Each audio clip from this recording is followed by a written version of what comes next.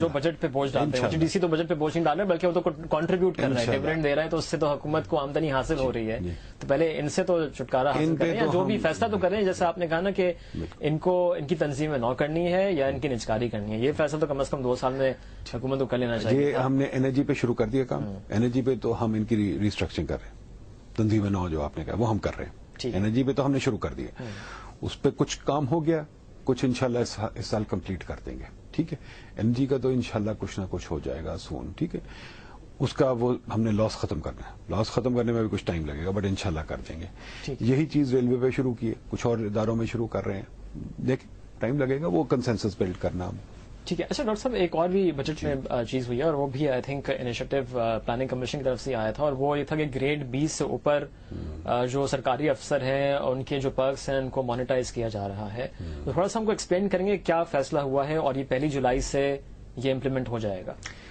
جی جو فیصلہ ہوا ہے وہ یہ ہوا ہے کہ گاڑیاں سب سے لے لی جائیں اور ان کو ان کے عوض میں پیسے دے دی جائے. مانیٹائزیشن میں یہی مطلب ہوتا ہے نا کہ ان کو پیسے دے دی جائے.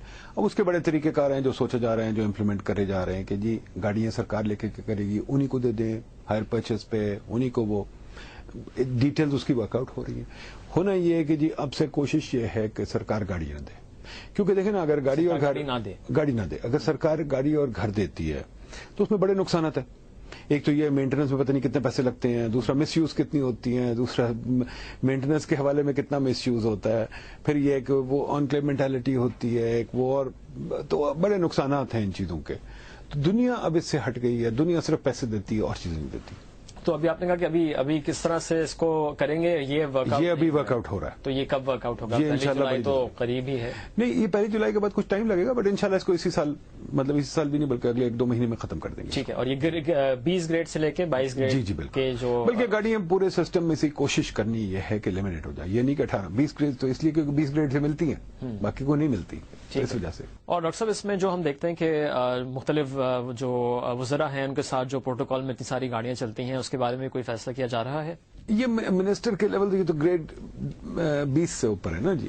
تو منسٹروں کا تو نظام ایک علیحدہ ہوگا نا وہ بھی ڈٹرمن ہوگا بٹ یہ شروع تو کرنا ہے نا کہیں سے. دس از اے سسٹم جو کہ بنانا ہے ایک دم تو نہیں ہوگا پر کچھ منسٹروں کے پروٹوکول وغیرہ تو چاہیے سیکورٹی چاہیے تو وہ تو چلے گا ہی.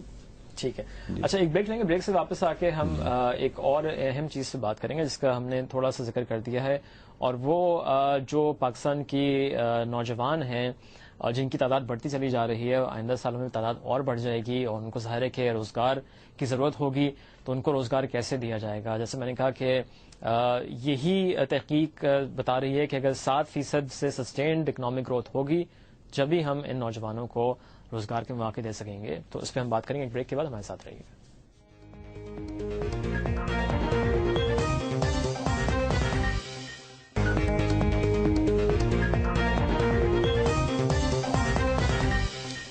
پروگرام میں دوبارہ خوش آمدید. ہم ڈاکٹر ندیم الحق سے بات کر رہے ہیں ڈپٹی چیئرمین منصوبہ بندی کمیشن.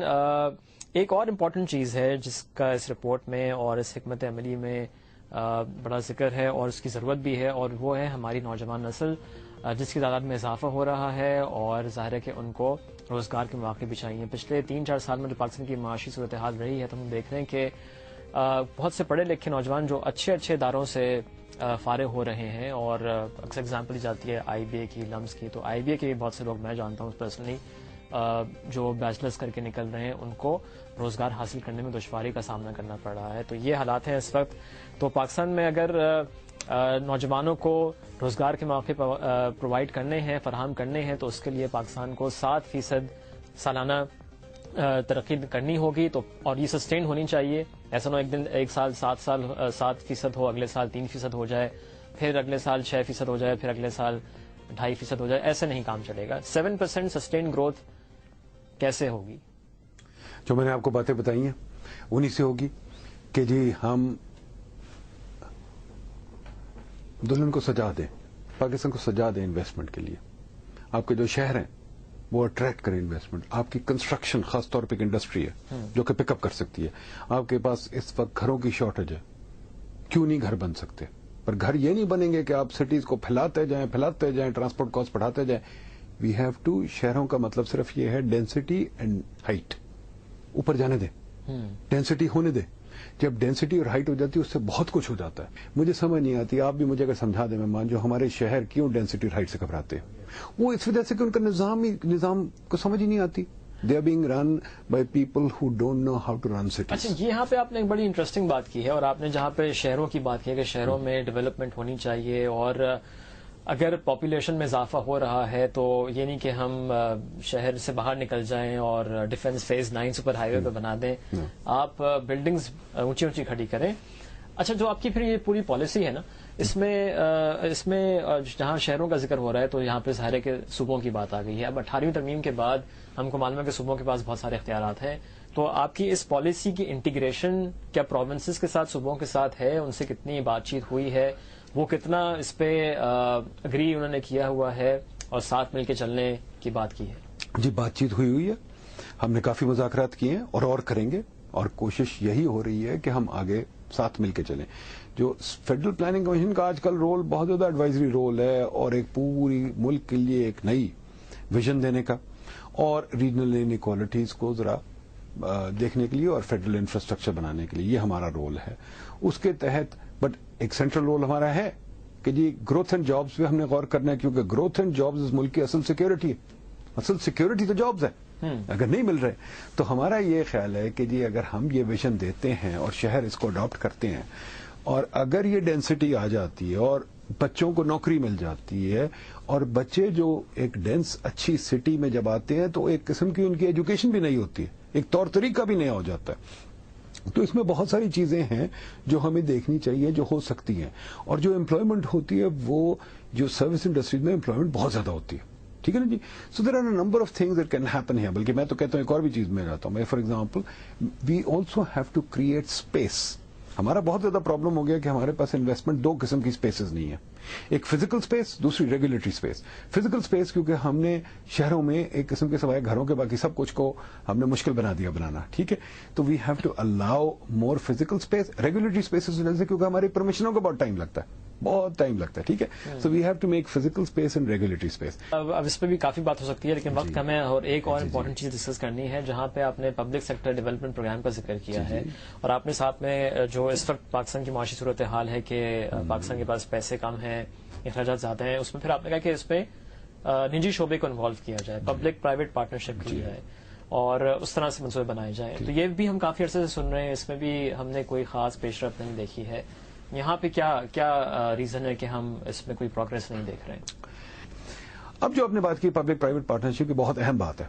ہمارے پاس اتنا پیسہ نہیں ہم ساری جو ہم چیزیں بنانا چاہتے ہیں بنائیں. ہمیں پبلک پرائیویٹ پارٹنرشپ کی طرف ضرور جانا ہے. اس کا نظام جو ہے وہ ہم بنانے کی کوشش کریں, آسان کام نہیں ہے, ٹھیک ہے. خاص طور پہ اس نظام میں جہاں ہمارے پاس کیپیسٹی بہت کم ہے, ہمارے پاس اسٹرکچرز اتنے کمزور ہیں کہ وہ تحقیق اور سوچ کا کام نہیں اتنا اچھا کر سکتے. ٹھیک ہے. اس کے اندر ہم کوشش کر رہے ہیں وہ ادارے بنانے کی. ہمیں ہر جگہ تحقیق اور سوچ کے ادارے بنانے چاہیے, کیونکہ اس کے بغیر یہ چیزیں آرام سے نہیں ہو سکتی. جو کہہ دینا کہ صرف پبلک پرائیویٹ پارٹنرشپ کہہ دینا آسان ہے, اس کو امپلیمنٹ کرنا ایک بڑی تحقیق اور سوچ کا کام ہے. ٹھیک ہے, وہ ہم کر رہے ہیں. اچھا ڈاکٹر صاحب, اس کے علاوہ آخر میں یہ بتائیے کہ آپ نے کہا کہ شارٹ ٹرم میں 5 سے 6% کی معاشی ترقی پاکستان اچیو کر سکتا ہے. تو یہ شارٹ ٹرم کتنے ڈیوریشن کا ہے, پہلے تو یہ بتائیے.